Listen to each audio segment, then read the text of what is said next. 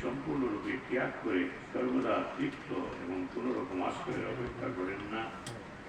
তিনি সব রকম কর্মে যুক্ত থাকা সত্ত্বেও কর্মফলের আশায় কোনো কিছুই করেন না।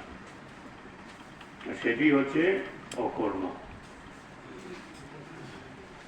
বলছে যে কৃষ্ণ ভাবনায় ভাবিত হয়ে শ্রীকৃষ্ণের সন্তোষ বিধানের জন্য সব রকম কর্ম করার মাধ্যমে কেবল কর্মবন্ধন থেকে মুক্তি লাভ করা যায়।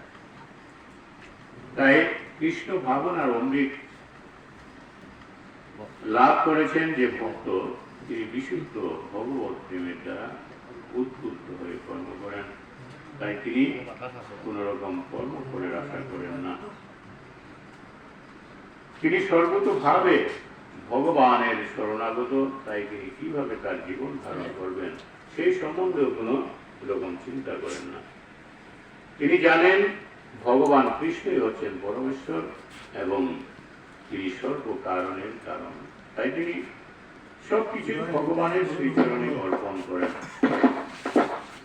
তিনি কিছুই সংগ্রহ বা সঞ্চয় করতে চান না, কিংবা এ যাবৎ যা কিছু তিনি তার অধিকারে লাভ করেছেন সেই সব সংরক্ষণ করে রাখতে চান না।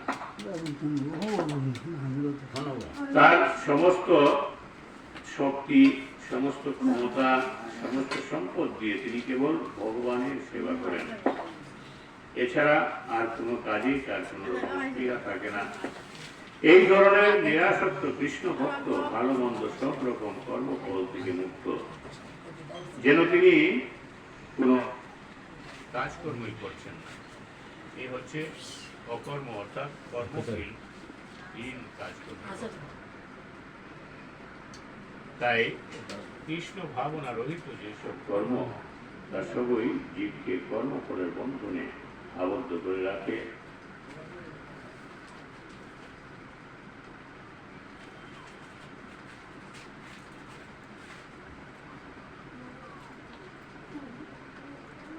তাকে বলা হয় বিকর্ম, এই কথা পূর্বে বলা হয়েছে।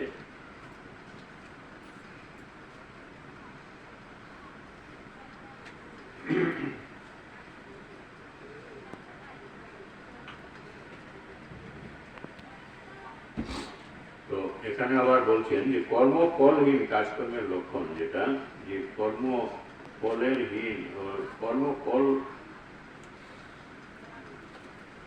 যে কাজকর্ম, অর্থাৎ যে কাজকর্মে আমরা কর্মফল চাই না, সেটি হচ্ছে অকর্ম।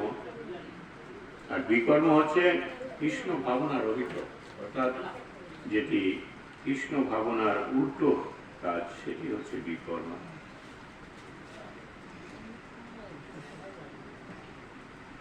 নিরাশী যত চিত্তাত্মা যত্র সর্বপরিগ্রহ শরীরম কেবলম কর্ম করবো না আপনতি কিল্বিষম।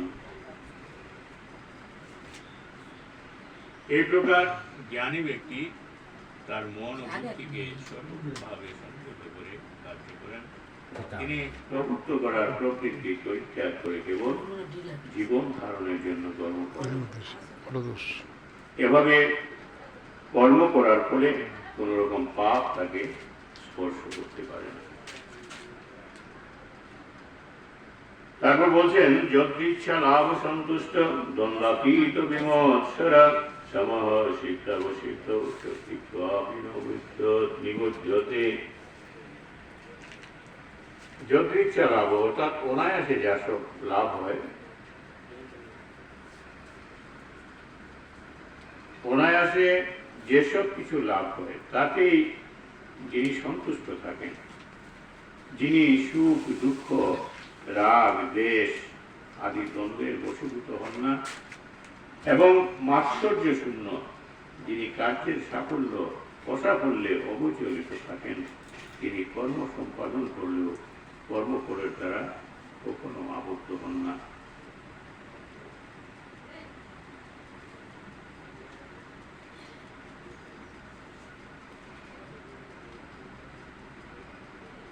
অর্থাৎ যখন আমরা কোনো কার্য করব, সেই কার্য আমাদের যদি সফল হয় বা নাও হয়, তাতে আমাদের সফল হলেও আমরা মনে যখন খুশি হব না এবং অসফল হলেও দুঃখী হব না।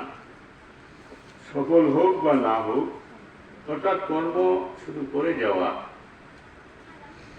যিনি এইভাবে অনায়াসে যা লাভ করা যায় তাতেই যিনি সন্তুষ্ট থাকেন এবং সুখ দুঃখ রাগ দেশ আদি এই যে দ্বন্দ্বের বশীভূত হন না, যে সুখ হলেও সুখের বশীভূত নয় এবং দুঃখেরও বশীভূত নয়, যে দুঃখ আসলে হে ভগবান আমাকে কেন দুঃখ দিয়েছে বা তিনি আফসোস করেন, এরকম নয়, এবং সুখ আসলেও তিনি সুখের বশীভূত হন না।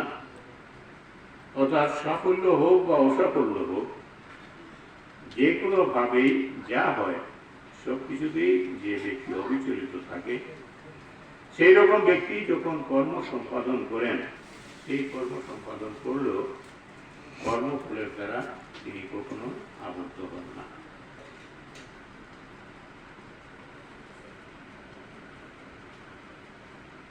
অর্থাৎ শীত উষ্ণ সুখ দুঃখ যে কোনো অবস্থায় হোক তাকে আবির্ভূত করতে প্রভাবিত করতে পারে না। অর্থাৎ কৃষ্ণ ভাবনামৃতের আস্বাদ লাভ করার ফলে তিনি জড় ইন্দ্রিয় অনুভূতির অতীত হয়ে যান। যিনি